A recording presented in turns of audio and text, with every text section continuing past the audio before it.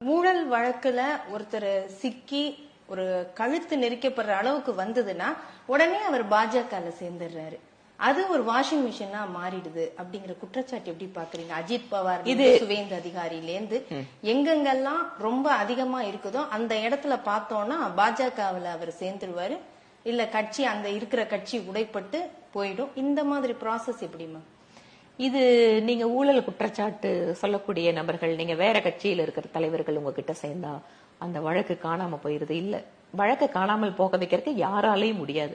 அந்த வழக்கு நடந்துட்டு தான் இருக்கும், அவங்க ஃபேஸ் பண்ணிட்டு தான் இருப்பாங்க. அதுல டெஃபினட்டா பிஜேபி உள்ள இன்டர்ஃபியர் ஆகாது. அந்த வழக்கு அவங்க ஃபேஸ் பண்ணி தான் ஆகணும். அப்படி ஊழலுக்கு குற்றச்சாட்டுல சிக்கினவரை ஏன் பாஜக சேர்த்துக்கணும்? ஊழலுக்கு எதிரான கட்சி பாஜக, அங்க இருக்கக்கூடிய நபர்கள் எல்லாம் தூய்மையான நபர்கள், அப்புறம் ஏன் இவங்க எல்லாம்?